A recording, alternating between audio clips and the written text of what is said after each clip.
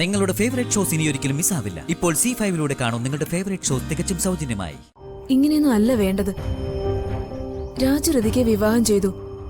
രാജുവിന്റെ ഭാര്യ ഋതിക. അങ്ങനെ തന്നെ വേണ്ടതാ ബന്ധം. അങ്ങനെ തന്നെ നിലനിൽക്കണം. അതാ വേണ്ടത്.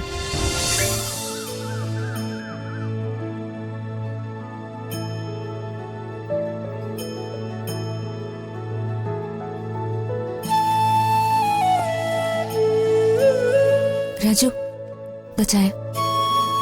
ആ, അവിടെ എങ്ങനെ വെച്ചേക്ക്. ഞാൻ ആവശ്യമുള്ളപ്പോ കുടിച്ചോളാം.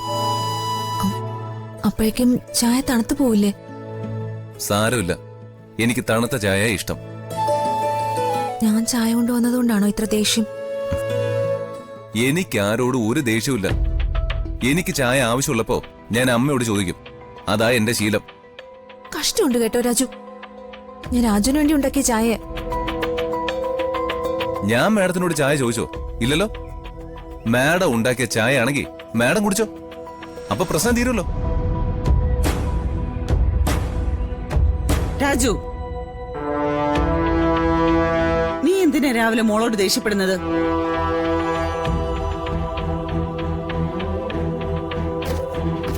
രാധമ്മേ, ഞാൻ ചായ ഉണ്ടാക്കി കൊടുത്തപ്പോ രാജുവിന് ഒരേ വാശി.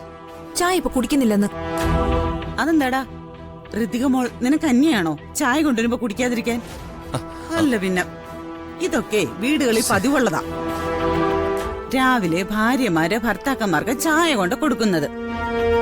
അതിന് എനിക്കിപ്പോ ചായ വേണ്ട, അത്ര തന്നെ. എടാ, മോള് സ്നേഹത്തോടൊരു ചായ കൊണ്ടുവരുമ്പോഴേ അത് നിഷേധിക്കുന്നത് അത്ര വലിയ ആണത്തരമൊന്നും അല്ല. ഞാനീ നിന്റെ അച്ഛന് ദിവസം രാവിലെ ചായ ഉണ്ടാക്കി കൊടുക്കാറുണ്ടല്ലോ. എന്നിട്ട് ഇത്രയും നാളിന്റെ ഇടയിൽ ഒരു ദിവസം പോലും അത് കുടിക്കാതിരിക്കുകയോ എന്നോട് ദേഷ്യപ്പെടുകയോ ചെയ്തിട്ടില്ല. നീയാര്, രാജാവോ? എടാ, വിവാഹം കഴിച്ചുകൊണ്ടുവന്ന പെൺകുട്ടികളെ മനസ്സ് വിഷമിപ്പിച്ച ഒരു കാലത്തും ഗതി പിടിക്കില്ലേ? അമ്മേ, എടാ, നിന്നോടാ പറഞ്ഞത് ചായ വാങ്ങിച്ചു കുടിക്കടാ. എന്താ രാവിലെ ഒരു ബഹളം?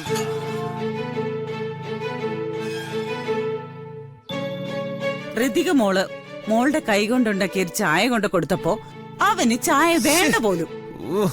രാവിലെ ഒരു ചായയുടെ പേരില് ഇനി ഒരു യുദ്ധം വേണ്ട. ഇങ്ങ് തന്നേക്ക്, ഞാൻ കുടിച്ചോളാം. വേണ്ട, നീ അങ്ങനെ കഷ്ടപ്പെട്ട് ബുദ്ധിമുട്ടി ഇത് കുടിക്കണ്ട. നാടാ ചായ ഞാൻ കുടിച്ചോളാം. ഹായ്, നല്ല ചായ. നല്ല ചായ കുടിക്കാനും ഒരു യോഗം വേണോടാ. ഓ, നിനക്കതില്ല. ചായ ഇനിയുണ്ട്. ഞാൻ രാജു വേറെ കൊണ്ടുവരാം. കണ്ടോടാ മോളുടെ സ്നേഹം. നീ ദേഷ്യപ്പെട്ടിട്ടും അവൾക്ക് നിന്നോട് ഒരു പിണക്കവും ഇല്ല. അതാണ് സ്നേഹം. മോനെ, നീ ഋതികമോളെ ഒരിക്കലും വിഷമിപ്പിക്കരുത്. അത്രയ്ക്ക് തങ്ക ഋതികമോള്. അതൊക്കെ എനിക്കറിയാമേ. വാങ്ങിക്കടാ. ഇത്രയുള്ളൂ ഇവരുടെ പിണക്കം.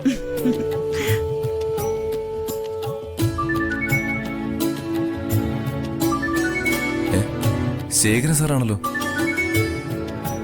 ആ സാർ. ആ ശരി സാറേ.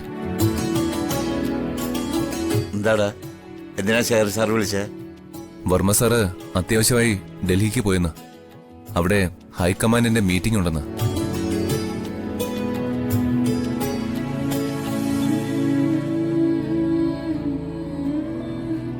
എങ്ങനെ പറയണമെന്ന് എനിക്കറിയില്ല മാഡം. മരവിച്ച അവസ്ഥ എനിക്ക്. എന്താ വേണോട്ടാ? എന്തോ വേണോട്ടിന് എന്നോട് പറയാനുണ്ടെന്ന് എനിക്ക് മനസ്സിലായി. പക്ഷേ എന്തിനാ വേണോട്ടിന് ഇങ്ങനെ വളച്ചു കെട്ടുന്നതെന്ന് എനിക്ക് മനസ്സിലാവുന്നില്ല. എന്താ വേണോട്ടാ? എന്താ പറ്റിയേ? പറയാൻ പോകുന്ന കാര്യം പത്മാവതി മാഡത്തിന് വിഷമാവെന്ന് എനിക്കറിയാം. പക്ഷെ ആരുടെ ക്ഷമയോടെ ഞാൻ പറയുന്നത് കേൾക്കണം. നമ്മൾ കരുതിയ പോലെ രാജുവും ഋതിക മാഡവും ഭാര്യ ഭർത്താക്കന്മാരല്ലെന്ന് മാഡത്തിനറിയാലോ. അതെ. ഋതിക മാഡത്തിന് ദീപക് സാറിന് വിവാഹം കഴിക്കാനുള്ള ബുദ്ധിമുട്ടുകൊണ്ട് രാജുവും മാഡവും ചേർന്ന് നടത്തിയ നാടകമായിരുന്നു അവർ തമ്മിലുള്ള വിവാഹം. എങ്ങനെ വേണോട്ടാ? അവർക്കിതൊക്കെ ചെയ്യാൻ എങ്ങനെ ധൈര്യം വന്നേ? വിവാഹം എന്ന് പറഞ്ഞാൽ എന്താ, കുട്ടികളിയാണോ? എന്ത് ധൈര്യത്തിലാ അവരെന്തോർത്തിട്ട് എങ്ങനെയൊക്കെ? എന്റെ മോള്, അവളുടെ ജീവിതം സുരക്ഷിതമായൊരു കൈകളിലാണല്ലോ എന്നോർത്ത് ഞാനൊന്ന് സമാധാനിക്കാൻ തുടങ്ങിയതാ. അപ്പോഴേക്കും എന്നാലും അവര് നമ്മളെ ചതിച്ചു കളഞ്ഞല്ലോ വേണോട്ടാ. പത്മാവതി മാഡം എന്നോടും എൻ്റെ മകനോടും ദേഷ്യപ്പെടുമെന്ന് ഞാൻ കരുതിയത്. രാജുവിനോട് ശരിക്കും അന്ന് എനിക്ക് ദേഷ്യം തോന്നിയത്. എന്ത് സാഹചര്യത്തിലായാലും റിയ മാഡത്തെ വിവാഹം ചെയ്ത് അവൻ എന്നോടും എല്ലാവരോടും നുണ പറഞ്ഞ് വലിയ തെറ്റായിപ്പോയി. പക്ഷേ സത്യങ്ങൾ ഞാൻ മനസ്സിലാക്കിയപ്പോ വേണോട്ട് എന്തായി പറയുന്നേ? അപ്പൊ രാജുവും ഋതികയും പരസ്പരം ഇഷ്ടപ്പെടുന്നു നമ്മൾ കരുതിയത്? അതെ, അത് നുണയാണ് പത്മാവതി മാഡം. രാജുവിന്റെ മനസ്സിൽ ഋതിക മാഡം അവന്റെ യജമാനത്തിയാ. പക്ഷേ ഏറ്റവും പ്രിയപ്പെട്ട വർമ്മ സാറിന്റെ മകളെ അവൻ ദൈവത്തെ പോലെ കാണുന്നു.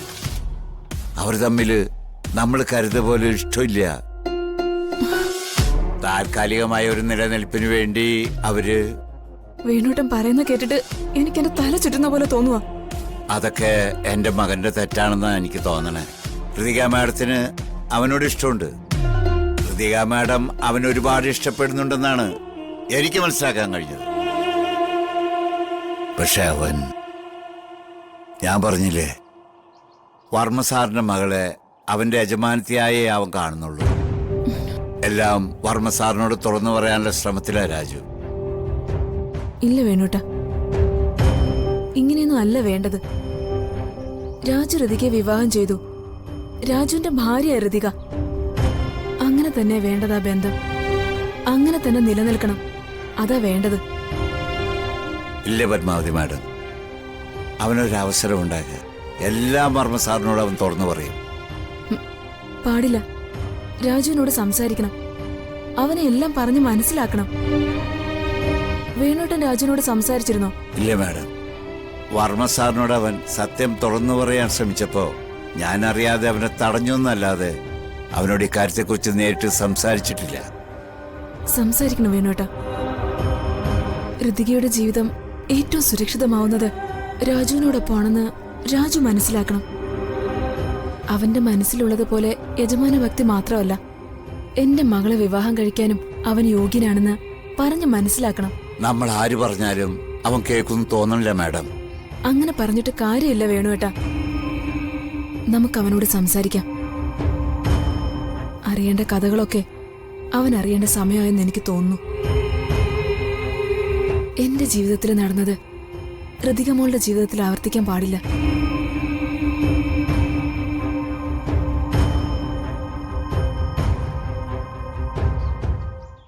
ഡൗൺലോഡ് ചെയ്യൂ C5 ആപ്പ്. കാണൂ എല്ലാ എപ്പിസോഡുകളും സൗജന്യമായി.